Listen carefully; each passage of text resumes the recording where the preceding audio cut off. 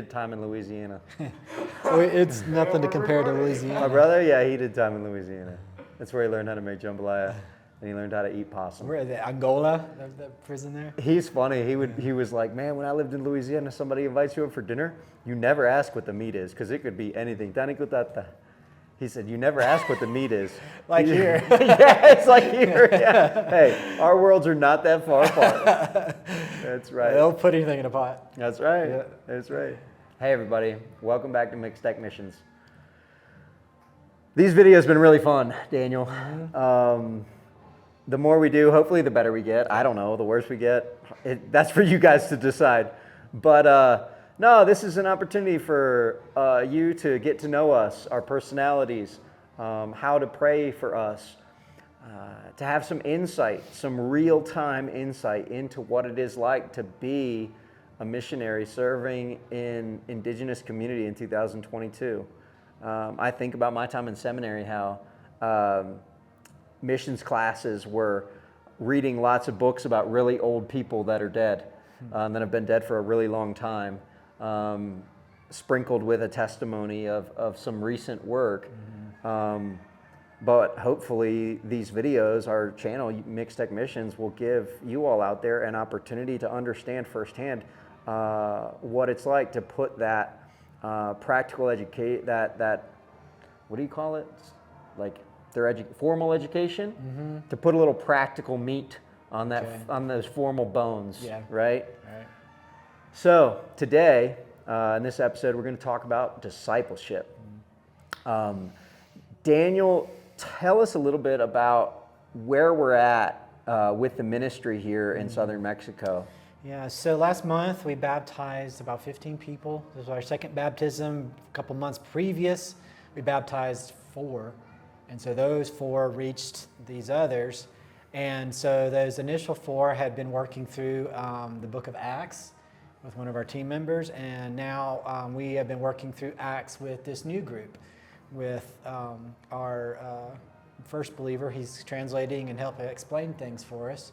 And because our group is kind of mixed. I mean, they speak Spanish, just about all of them, but really Mixed Tech is what they understand a whole lot better. So Benjamin's able to translate things just to make things clearer. So our discipleship, I think of it as sort of two prongs, because often in the United States we think of discipleship in terms of a Bible study. Okay. And so it's more about learning something. It's about content transfer or information transfer, and that's part of discipleship. Jesus says to teach them to obey all the things that I've commanded you. Right. So teaching is transferring content to people, information to people. But discipleship is more than that. It's also you're making disciples, and so it is them learning to live practically as a Christian. Right. And so you can't just teach all of that, it's, I mean, well, gosh, even in, college, most degrees, they have some sort of practicum element, because, you got to go and do it. You can't just learn it in a book. Right.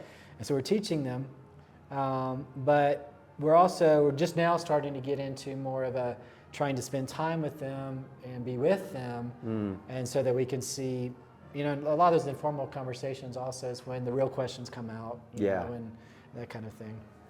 Yeah, so, we started off, our strategy kind of has several different parts. The first part is evangelism. And we used Bible storying to share the gospel. And through Bible storying, these people chose to believe and follow Jesus with their whole heart and be baptized. And then they started into this discipleship process, which is the second part, and we're taught through the book of Acts.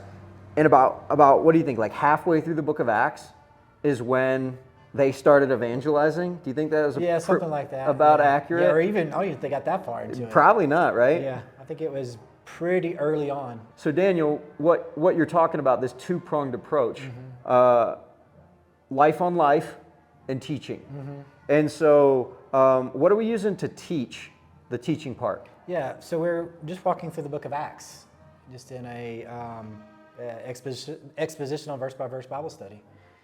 And then the life on life, what's the plan for that? Someday you and I are going to start working with some of the guys. Most of them will be working together to build a house. One of our guys is we'd call a general contractor, and so his brothers and his cousins who are now saved work with them. And so we've been planning to come and start working on this new project with them, and we're still waiting for it to start. So hopefully next week we'll be doing that. That would be awesome. It's going to be hard work. Yeah. And the ladies have been visiting and trying to spend time with the ladies too. Yeah, that was really cool how that shaped up. So just to kind of back up a little bit, the first believers, they heard our evangelism story set. Yeah. And which is about 10 stories, chose to believe, got baptized, and then they started into the book of Acts. Yeah. And it was probably only a couple chapters in when they realized that they wanted to share this great news with their friends and family. Yeah, I think they were bursting at the seams, ready to go share. I think they were sharing even when they were learning the evangelism. It happened fast. He was talking about all he was learning as he was going through it. And so then he brings this group of people over to Jake, our team member's house, and said, hey, these guys want to know about this too.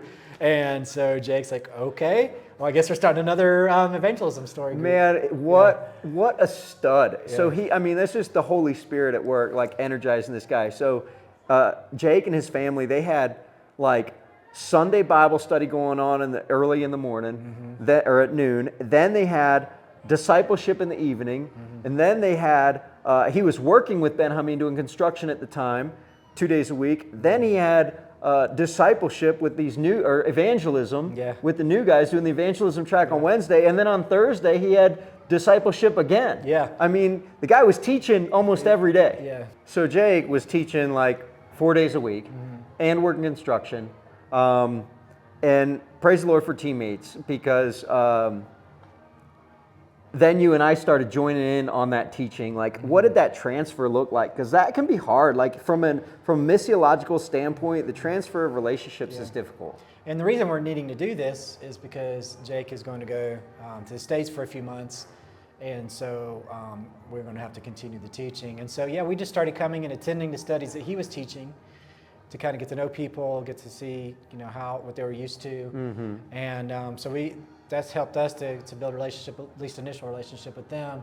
So it's not so weird just for these new guys to show up and start teaching. And then as we've been teaching the last month, Jake has been attending. So it's kind of like a, recognition of our position or our model assist, role. watch and leave. And also it kind of gives us legitimacy in front of their eyes. Yep. Jake is there, and he's. Yep. We got his approval. Yeah, so, absolutely. It's important. That's important. Yeah, especially in this culture. Absolutely. And so, so that brings us up to where we're at now. Yeah. We have been teaching through the book of Acts. We just finished teaching chapter 8. Chapter 8. You're teaching chapter 9. Yeah, first half of it. First half of chapter 9. If you haven't listened to our podcast, you should check that out. On our podcast, it's kind of our prep session for the discipleship class.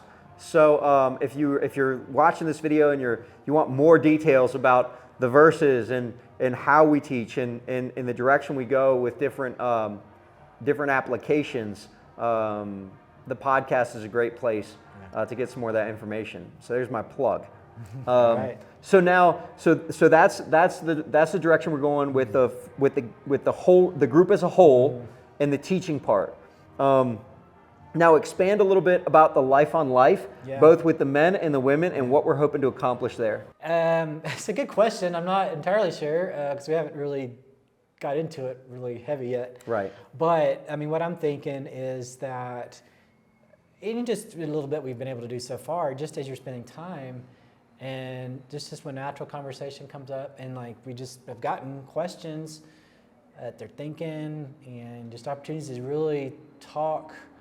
There's a different kind of conversation you have in an informal setting like that rather than in a formal teaching situation.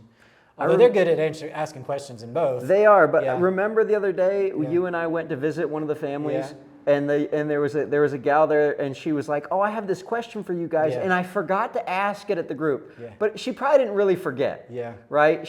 It was a little bit less intimidating to Yeah. ask the question. And it's off topic from what we're talking about, Yeah. so maybe didn't want to. Right, but that's a good example Yeah. of the importance of having that Yeah. time with the disciples. Right. You know?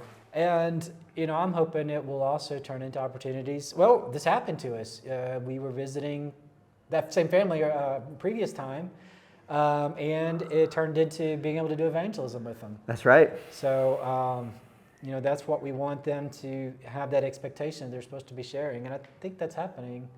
That was really cool. So we went to just visit these new believers, and they had This was the week after baptism, I believe. Yeah, it was. Yeah. It was the week after baptism, and I said, "Hey, your sister that was at the baptism, she wanted me to visit her son. Do they live nearby?" And he was like, "Oh yeah, they live right next door." So we go over there, and Daniel and I were being very American, very conservative, evangelistic approach.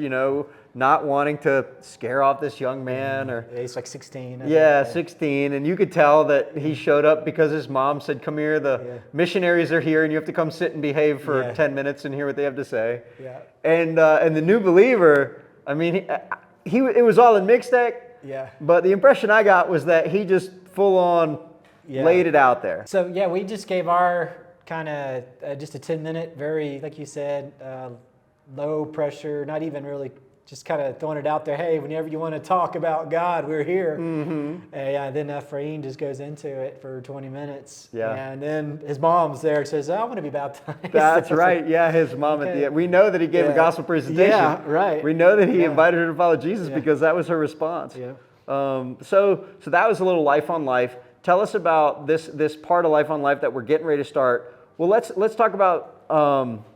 We were supposed to go to work with these guys, right? You already said they do construction. We were supposed to go to work. What do you think that's going to look like? I think we'll be carrying a lot of cement. And I don't know. I think it'd just be a chance for us to ask them questions, or them to ask us questions. Sitting around chatting on the breaks. Mm-hmm. I think there'll be a lot of just natural things that will come up. I mean, they like to talk about God. It seems like anytime we're around them, that's what they talk about. Yeah. So it's not like we're going to have to force anything. Well, and I think you just made a great point. I think that kind of we've been setting this up, right? Like every time we're around them, we have spiritual conversation. We're always looking for opportunities to share the gospel. And so we've kind of like sewn that into the culture of our time together. Yeah. And so it's like. And what else do you talk about when the preacher's there, Right, exactly, So, no, I think you're right, man. I'm looking forward to it. I told somebody the other day, I said, "Hey, I got a job." And they go, "There's a guy that lives here." And he goes, "Oh yeah, what's your new job?" I said, "I'm going to start working construction." And he goes, "How much are they going to pay you?" And I said, "I don't know." I said, "Probably just give me food to eat while I'm there." Yeah. And he goes, "Man, that's hard work." And he looked at me like I wasn't going to make it. It does kind of give us a little bit of credibility, though, because there was one guy I was talking to the other day, and he said, "Do you not work?" I said, "I'm a pastor." He said, "Yeah, but you don't work." It's like, I can't explain to him my job, I'm like, well, no, I don't really work. I want to be a pastor then. Yeah, right. But, I said, well, I'm going to start building a house. We're done. So, anyway, man, it sounds like a lot like in Montana, bivocational pastors are like pretty common, and we get that too up there. It's like, so what do you do to put food on the table? Yeah. You know what I mean? Like, it will be interesting to work with these guys. It's going to be hard. Thank you for all your gifts to Lottie Moon, by the way, because that's how we're able to put our food on the table. That's right. Nice plug. No, man, like, I'm excited about working with these guys. I'm excited about the opportunities, the conversations we're going to have. I'm really excited about our personal relationship with them, how that's going to grow. And you know how it goes. Like, nobody cares how much you know until they know how much you care. Yeah. And like, as we develop relationships, we're going to get harder questions. They're going to reveal to us more and more insight into their worldview and the inner workings of Christianity and how it goes alongside in their culture. And that's going to help us hopefully to establish a firm foundation of discipleship, so that when we get into church formation, which is the next part of our strategy, we have a good foundation to build on. Yeah. Right? That's the hope. Tell us about what's going on with the ladies. This is really cool. Yeah, well, they went to, so a lot of the women that were baptized didn't really hear all of the evangelistic stories, but they were kind of already ready to be baptized. Some of them said, I was waiting on you, their husband, to decide to be baptized because I was wanting to do this. Yeah. But yeah, our ladies went out and visited a couple weeks ago, and so they want to be able to teach them. So they have the foundation of those stories just so they're not having those gaps in understanding and knowledge, and then for their own ability to evangelize. Yeah. And so they set up to do a Bible study with them, and they've invited some non-believers to come.